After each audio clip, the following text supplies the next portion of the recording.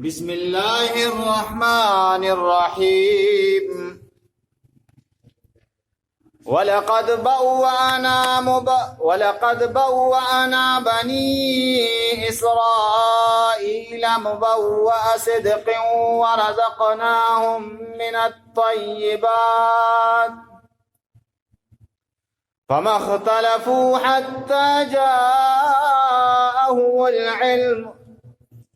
إن ربك يقضي بينهم يوم القيامة فيما كانوا فيه يختلفون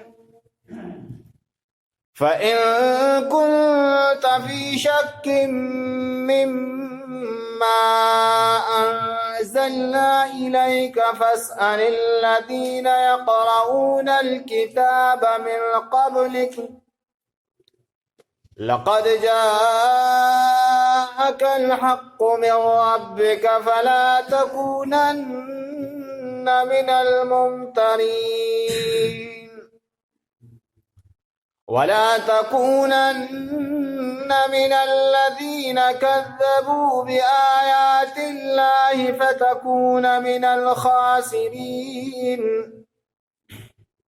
إن الذين حقت عليهم كلمة ربك لا يؤمنون ولو جاءتهم كل آية حتى يروا العذاب الأليم فلولا كانت قرية آمنت فنفعها إيمانها إلا قوم يونس لما آمنوا كشفنا عنهم عذاب الخزي في الحياة الدنيا ومتعناهم إلى حين ولو شاء ربك لآمن من في الأرض كلهم جميعا أفأنت تكره الناس حتى يكونوا مؤمنين صدق الله العظيم. اللهم صل وسلم على سيدنا ومولانا محمد وعلى آل سيدنا ومولانا محمد افضل صلواتك بعدد معلوماتك وبارك وسلم وصل عليه. نننی سبق کې هم د بنی اسرائیل تذکره او ورسره د یونس علیه السلام واقع ته اشاره د نننی سبق موضوع ده کړه. ولقد بوأنا ولقد په تحقیق سره بوأنا ورکړو مونږه بنی اسرائیل ته مبوأ صدق صدق خایسته ځای. نو چې کله دی د فرعون نه راخلا شو او د بحیر قلزم نه راوړېده نو خدای پاک وایي د هغې نه پس مې دیله دې ته مې چې تاسو لاړ شئ مصر ته او شپږم سپاره کې واقع تېره شوه که نه چې دی 12 کسان ولېږل چې په هغې کې یو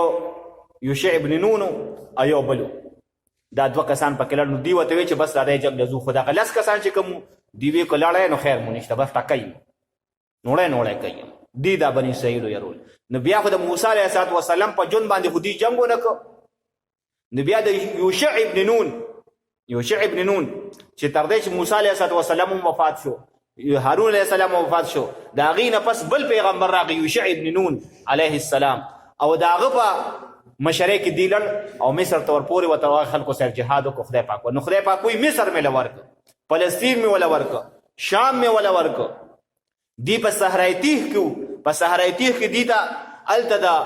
سر د پټولو ضرورت خدای پاک وایي وریځه مې پرې ودرولې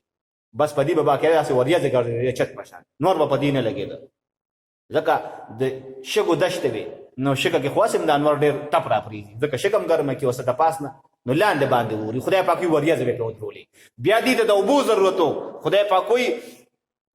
ما موسی علیه السلام ته وایي دې 12 قبیلې موسی علیه السلام ته مې وایي چې دا فاضرب بعصاك الحجر فانفجرت من حسنة 10 عينا قد علم كل أناس ما اشتبهوا خدای پاک وایي موسی علیه السلام کله هغه کاڼې په کونټۍ باندې ووه 12 چینې ته روانې شوې فانفجرت من حسنة عشرة عینه 12 چینې ته روانې شوې او قد علم كل اناس مشربهم موسی علیه السلام هر ډلې ته او هر قبیلې ته خپل خپل چینه مخوله چې هلکه تاسو د پلانکي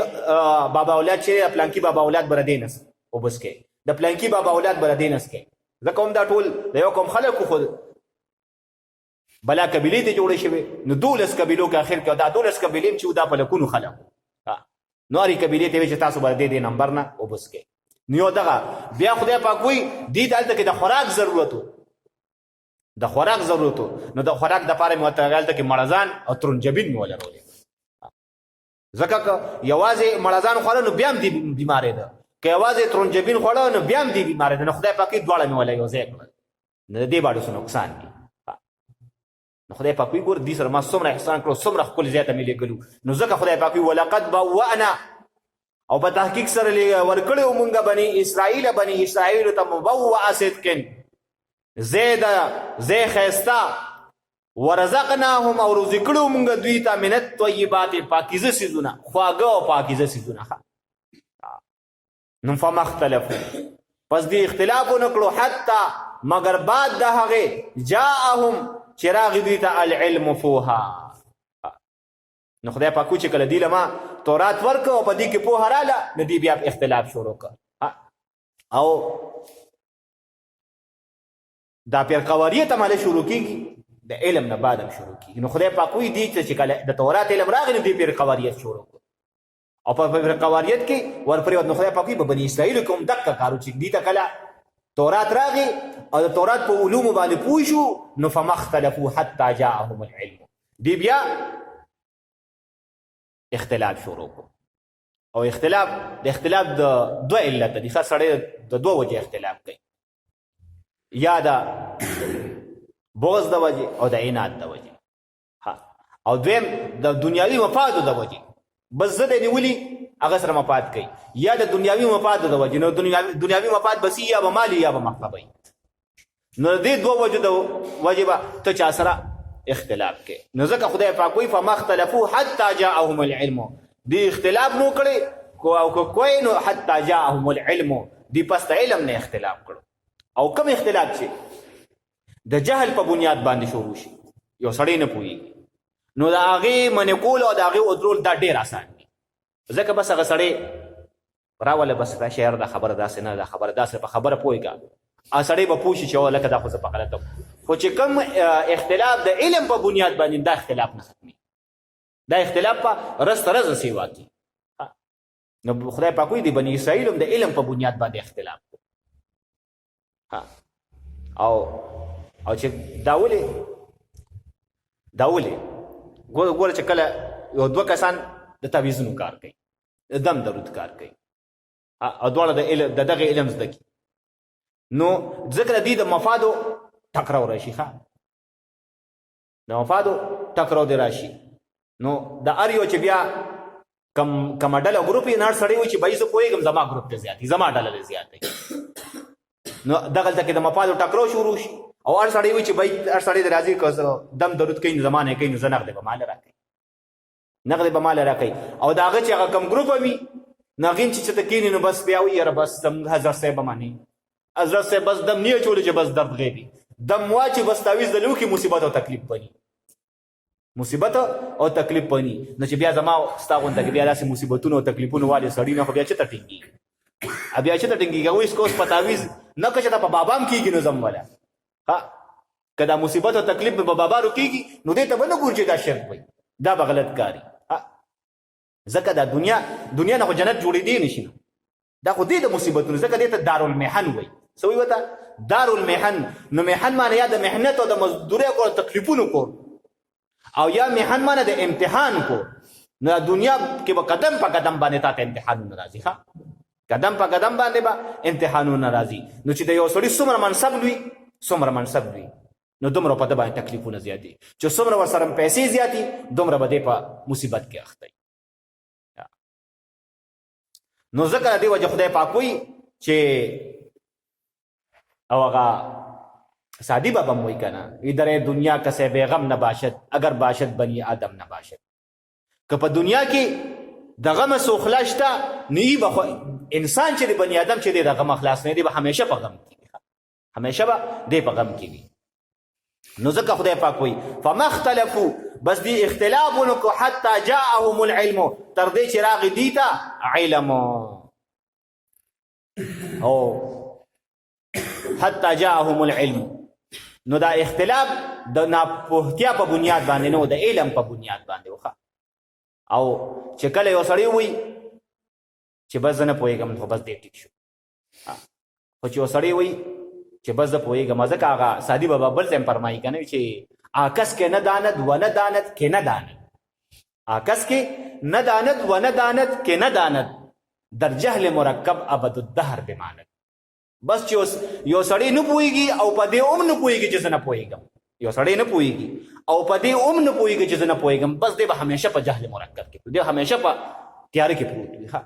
او بیا ورپسې څه وایي آکس که نه داند و بداند که نه داند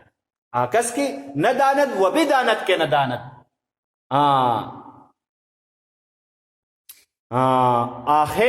آخر خیش به منزل برساند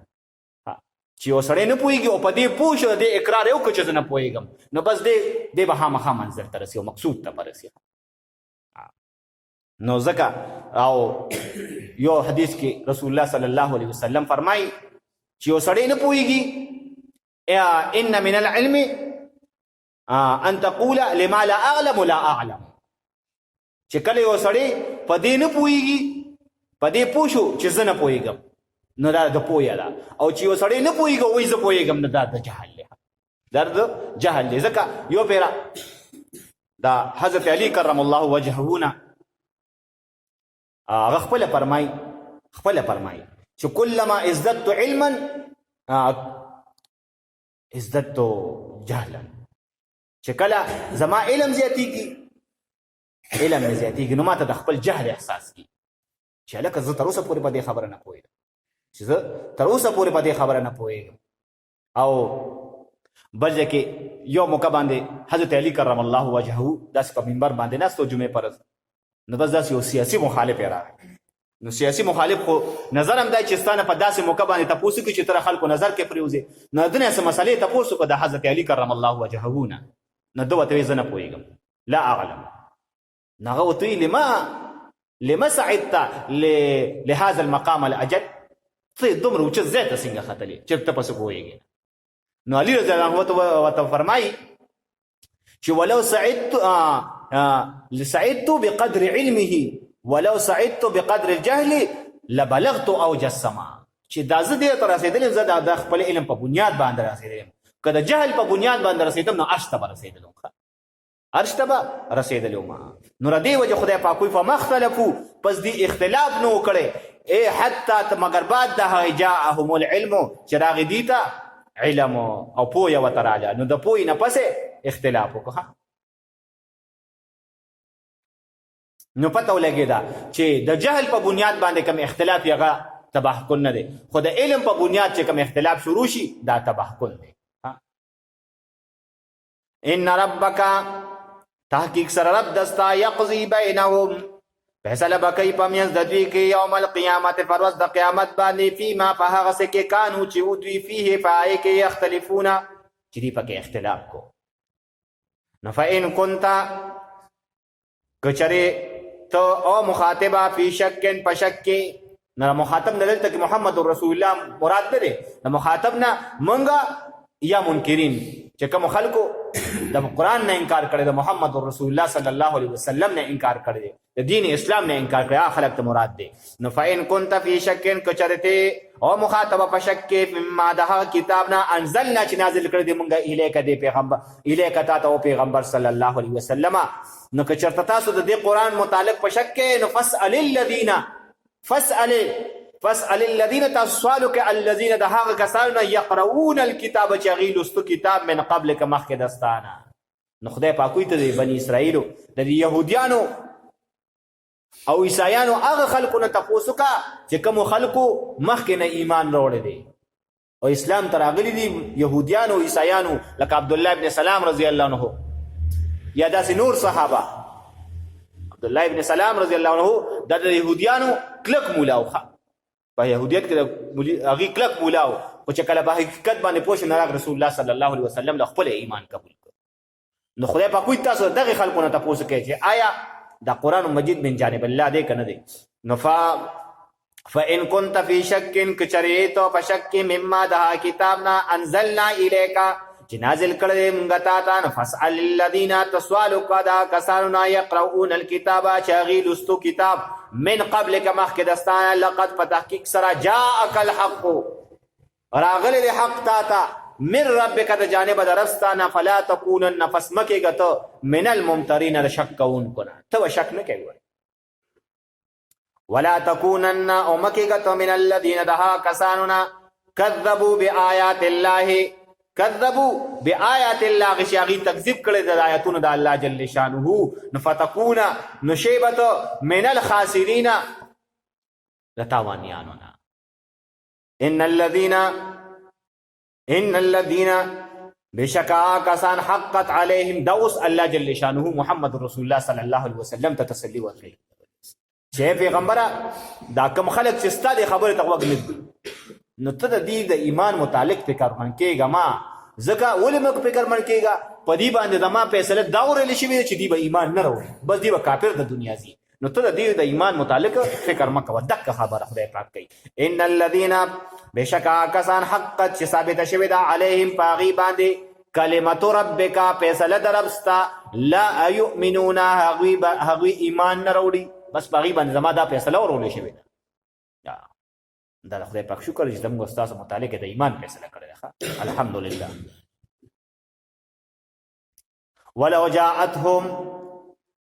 ولو جاءتهم کچر راشد دوی تا کل آیت هر معجزه نو دی بیا ایمان نه وروړي، دی بیا ایمان نه وروړي. او حتی تر دې پورې یروا العذاب العلیم، حتی تر هغې یروا العذاب العلیم چې دی وویني دردناک عذاب. نو خدای پاک وایي چې دی که هر څنګه معجزه وویني که دی دردناک عذاب به وویني خو دی بیا ایمان نه وروړي، ځکه د دې متعلق حقت علیهم کلمت ربک، د دې متعلق ما د ایمان د نه راوړو فیصله کړې ده. خدای پاک وایي بس دی به کافر د دنیا ځي. نو فلولا کانت بس اولې نه دی کانت قریه یو اهل د کلي آمنت چې ایمان یې راوړی وي فنفعها او نفع ورکړی وي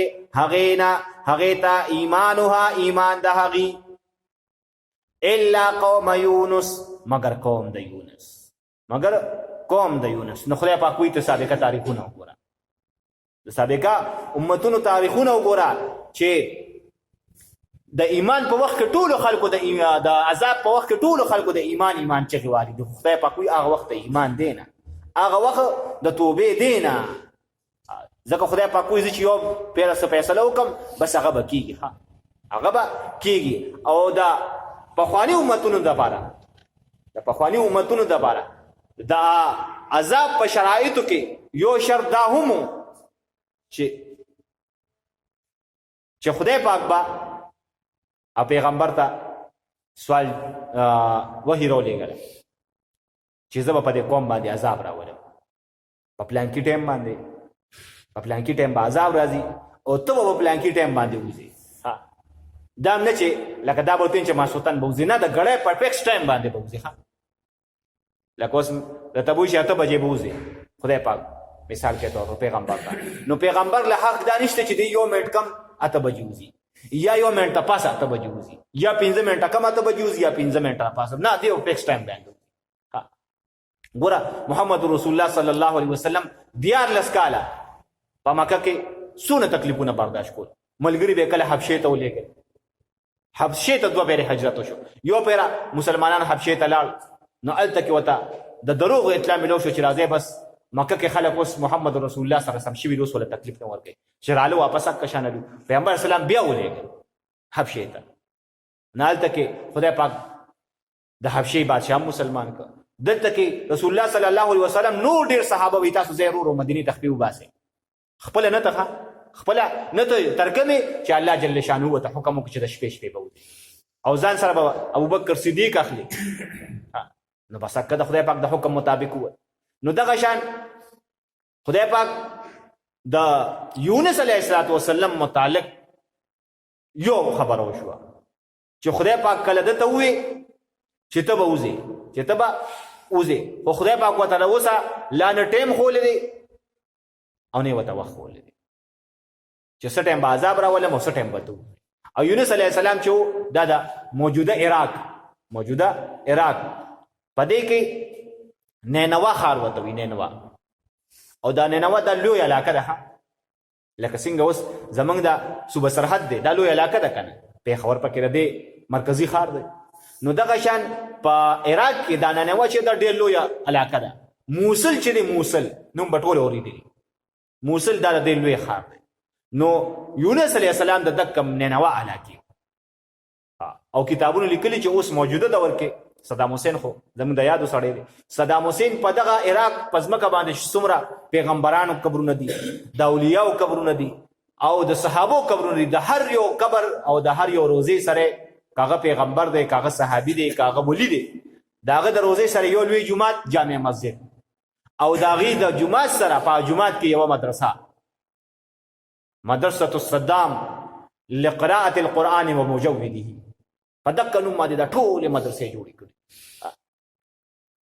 نو مدرسه الصدام نوم یې ولې دا ډاکټرانو مزاجي چې دی بس ذاتی طور باندې د نوم دپاره یو کار کوي د نوم دپاره یو کار کوي او یو کتاب هم لیکلی دی کتاب الاحزار گرین بک پای کې خالص لیونتوب دی ځکه او پای کې ټول د دین متعلق بحثونه کړي دي د دین متعلق نو اوس دغه شان هر غټ منصب والا خلک زمونږ د پاکستان د څومره غټ خلک چې دی چې کله ریټایر شي نو بس بیا اون خلی بیا کتابونه لیکي نو په کتاب کې نو یو سړی زره ډاکټري نو په ډاکټرۍ په بنیاد به ولیکي که یو سړی انجینر نو دغه فیلډ یې نه نو بیا راشي اخر کې په مذهب باندې شروع شي نو په مذهب باندې شروع شي نو بس بیا لګي بیا به ځان تحقیقونه کوي نو اصل کې د دین څوک نگران شته نه نگران نشته او که پرس که زه چاته ویم چې لکه مړه پس پوهېږي نه ځان د مولا جوړ کړی پس پوهېږي نه او د ځان د مولا جوړ کړی نو بس هغه دی که بیا هر سړي سره ښه مضبوطه توره ده بړی دا د مولیانو ځانه بس د دین ټیکهداران جوړ کړي هلکه ما ډو ځان د دین ټیکهدار جوړ کړی خدای پاک د جهنم ته بوځه خو ما خو ستا په مسلمانۍ باندې اعتراض نه دی کړی ما خو اعتراض ستا په علمیت باندې کړی چې هلکه پس پوهېږي نو علمي خبرې کوي پس پوهېږي هم نو علمي خبرې کوي او دا پروپاګاندا دا ټول خلکو له دا خبره څوک ذهن کچي دا د شیطان ول ذهن کچي بس چې د مولا خب متعلق دا پروپاګاندا کوي چې بس د ځان دین ټیکهدار او دین اجارهدار جوړ کړي کار دشمن دي او دا کوم خلکو چې دین او مولا ته بغض حسد کیږي شیطان نو په ښکاره خو څه ویلی نشي نو بس راشي بیا په دین باندې لیکل کوي په مولا باندې بیا لیکل کوي نو خدای پاک وایي چې په تاریخ کې انساني تاریخ کې یو دغه استثنایی صورت دی استثنایی صورت چې خدای پاک وایي هر کله چې زه په یو قوم باندې عذاب راولم بس هغه واپس کوم نه خو یو دغه د یونس علیه السلام د قوم استثنایی صورت ته چې بدی ما راوستې عذاب واپس کړی راوستې عذاب مې پې واپس کړی دی نو دی خوا یونس علیه السلام وته د خپل قوم نه بس دا وی چې یاره د قوم خو ماله ډېر تکلیفونه راکړي دې سره لا پاتې کېږم سله اسم به خدای پاک عذاب راولي بس راشه خپې ته وباسه خپې ته وباسه نو بس چې دې ته ووته نو بس دې خوا دې ووته او چې څنګه لړ او کشتۍ ته ختنو کشتۍ خلک ولته کې بس هغه مونږ څه وایي لکه ګاډي سیټر دی بس سیټونه برابر دي راخې جما نور ځای پکې نشته دته ما کشتۍ والا وی لکه مونږ د ګاډي نشو اوورلوډ کولی ګاډي بدرون شو دا غوري وبدي بس ډوب بشو دی وته بس شاته را پس ډیره غټه خطر ده ځکه دا و چې سر لاندم سوځي کنه دوی کو خدای پاک باندې کوم عذاب راوستو خو زمام مسره خیر نشته نو دم میرا شخ پیتو باسا ولته ته خدای پاک حکم لانو شوی د خدای پاک د حکم نه بغیر وروته نو بس کشته والے چې ډیر مینه زاری وته یونس علیه السلام کنه بس هغه یې راشه بس رې په خپه شو وزرا زرا خوږه خو چې کله کشته روانه شو نو کشته خو اوورلوډ وتر نه و نو بس وبو ګیر کړه غولې ګیر کړه غولې نو دی وی چې لکه دا کشته خو سوار لوډ شو ټولو خلکو دته کته ما بس دا مونږ سره راختلې ته لکه شاره خېل استاد بس کوشه کنه چا پکې وی دی پکې ولې وبوتا نو په هسړې پکې ناستو په هسړې او ته یې دی وبوته ولې وی دا کشته आवाज د وجه اور لوډ شوی نه دا زمونږ د ټولو د وجه اور لوډ شوی نه مونږ ټول پکې ناسو نو اور لوډ شوی نه او دغه خبره ده نو مونږ دی وبوته نشو ورته او دغه خبره ده چې د کشته تر اخته نو د مله نه علاوه په د باندې چا اعتراض کړی دی وینا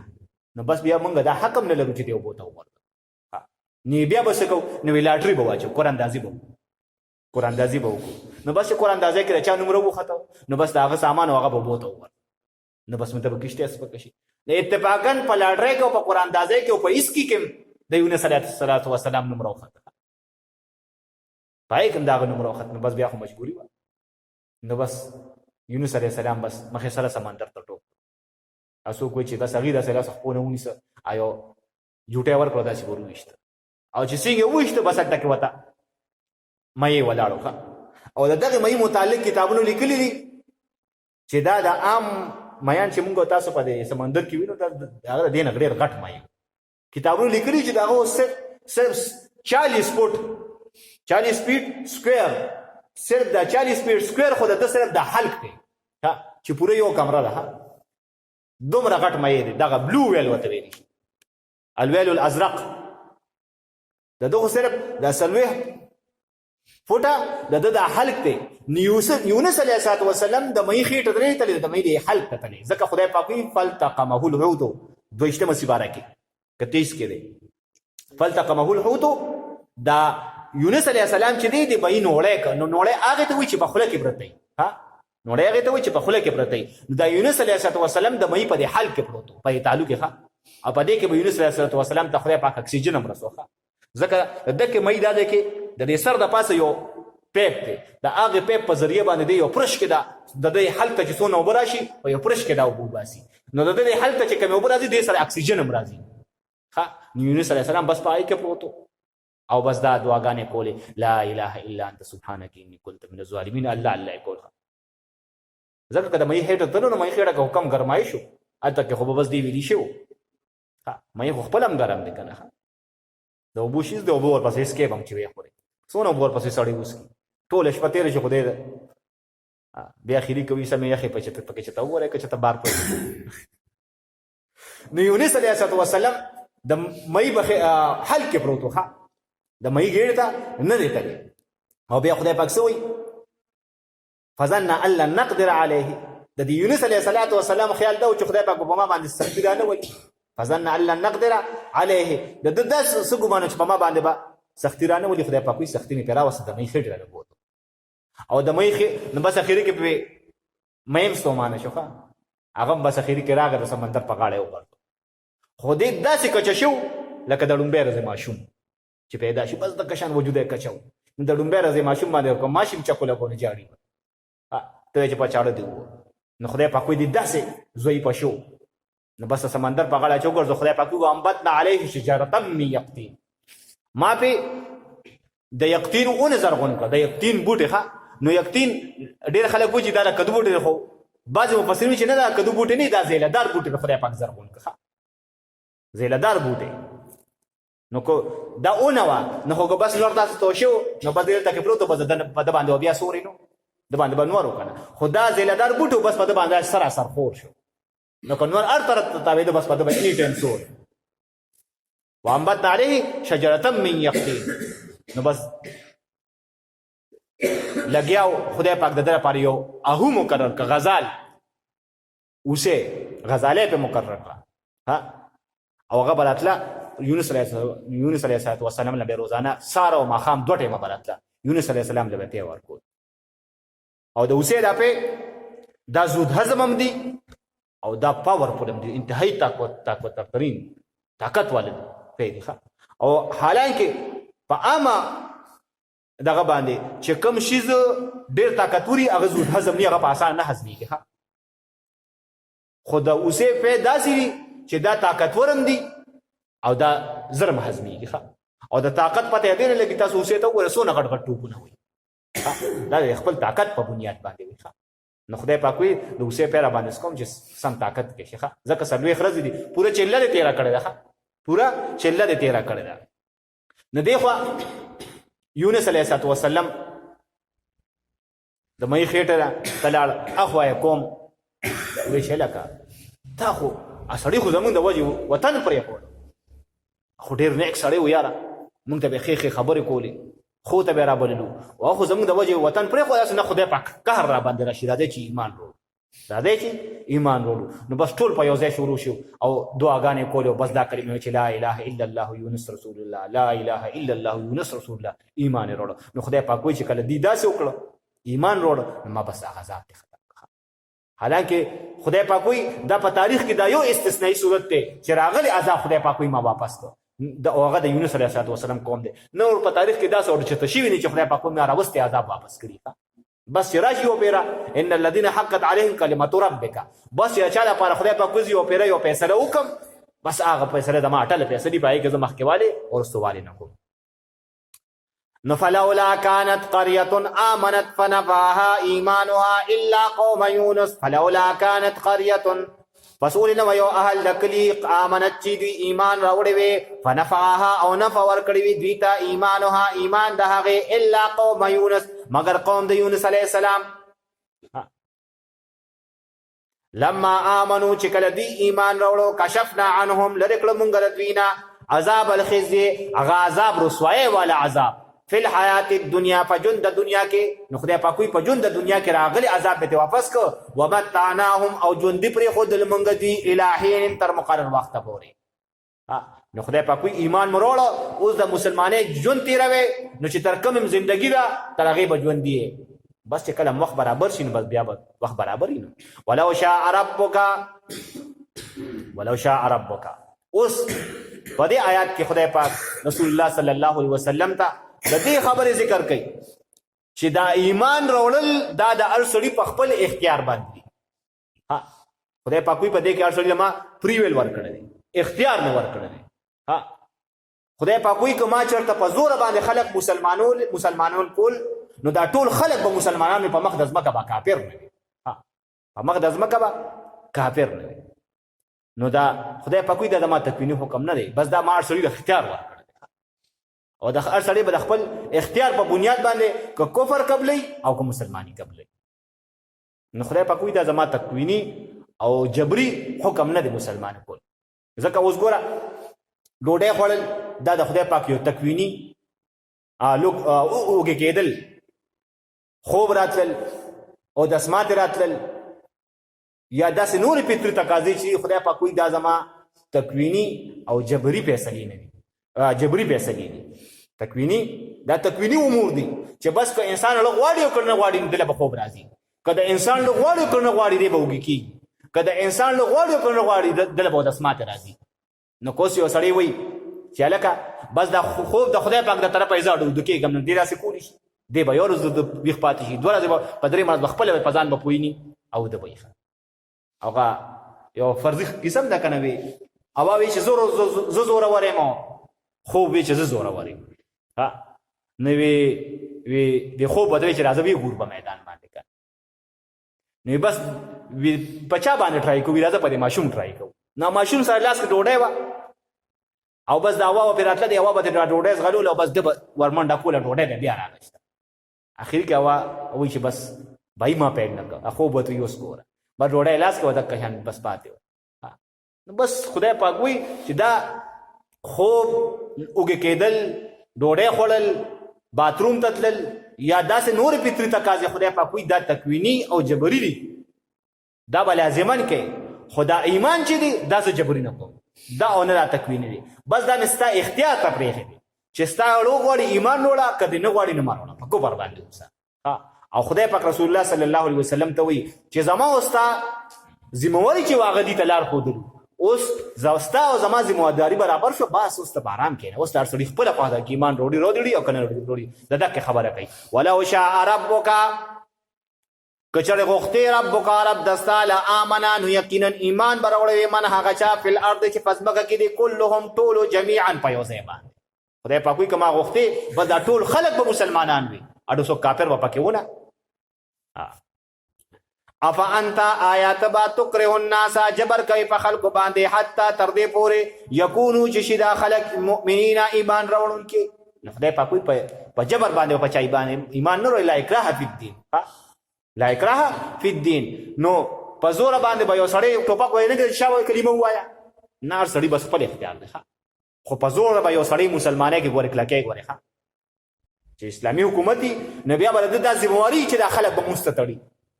دا به د ذمواري چې خلکو باندې خلکو نه به زکات اخلي دا به د اسلامي حکومت د اسلامي مملکت ذمواري چې د خلکو نه به وشر اخلي دا به د اسلامي حکومت او د اسلامي مملکت ذمواري اسلامي ریاست ذمواري چې خلک به دین ته وړاندې کوي ګورې د مانځه وخت او باقاعده اعلان کوي چې بند کړه دوکانونه شابه د مانځه ټایم د زکات ورځو کې باقاعده اعلان کوي چې ورکې زکات که څوک په خپل یو غریب له ورکې کني روړی حکومت سره جمع کوي ورکې اوشر فصلونه مورې بل شابه نو خدای پاک وایي افانت تکره الناس آیا ته به جبر کوي په خلکو باندې حتی تر دې پورې یکونو چې شي دا خلک مؤمنین ایمان وروړونکي نو ته په خلکو باندې جبر نه کوې بس سړی به خپل اختیار ته پرېږدي وما کان لنفس او دا نه ده په اختیار د یو نفس کې ان دا خبره تؤمنه چې ایمان راوړي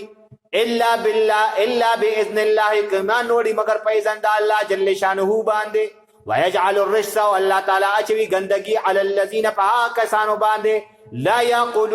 یعقلون چې هغې نه پوهېږي قل انظروا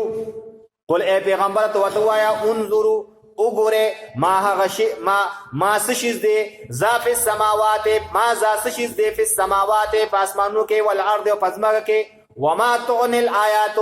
او وما تغني الآیات هیڅ پیدا نه ورکوي الآیات نشانه والنظر او پیغمبران والنظر باندې يرون کې نو پیغمبران ان قوم دا قوم ته لا یؤمنون چې باغي ایمان نه وروړي نو چې کوم خلک ایمان نه وروړي نو هغه ته پیغمبران او معجزې خول دا هیڅ پیدا نه ورکوي کته به ډېرې معجزې وښیي نو حق د جادو نسبت ورته کو پرون موږ سبق کې وویل چې د موسی علیه السلام معجزې ته د جادو نسبت کو نو فهل ينتظرون فسن کوي دوی انتظار الا کبي مثل ایام الذين فمثل واقعات الذين دها خلقوا خلو من قبلهم چې دوی نه مخکې تیر شوي دي خدای پاک وایي دي د مخوانو خلکو واقعات انتظار کوي خدای پاک وایي چې دې سره ما هغه شان لوبه وکړم چې څنګه مې قوم لوط سره کړی وه چې ځمکه مې اوچته کړه الټه کړه مې پرې چې څنګه مې عادیانو سمودیانو سره کړو چې هوا مې پرې راوسته او بس په هوا کې مې د یو غر نه یو کس اوچت کړه په بل غر نه مې بل کس اوچت کړه په هوا کې یو بل سره داسې وجم خدای پاک وایي دې سره هم داسې کار وکړم یا په غرونو کې سمستې جوړې کړې وې زلزلې مې پرې راوستې د هغې سمستې نه مې راویستل او د کجوري په شان وجودونه وخه د کجورو په شان زورور ذو قوت نو خدای پاک وایي دي د داسې واقعاتو په انتظار دي نو قل ته ورته ووایه فانتظروا بس انتظار کوئ انی معکم زم ستاسو په ملګرتیا کې من المنتظرین د انتظار کوونکو نه بس تاسو به انتظار کوئ زم انتظار کوم چې خدای پاک بس څه نتیجه درکوي ثم ننجي بیا موږ نجات ورکړو رسولنا خپلو پیغمبرانو له والذین او ها کسانو له آمنو چې ایمان یې راوړو نو کذالک هم دغه رنګې حقا ثابت دی علینا په مونږ باندې ننجي المؤمنین نجات به ورکوو مؤمنانو له نو خدای پاک وایي چې کوم خلک دغه شان ایمان والا خلک هغې له به زه لازما نجات ورکوم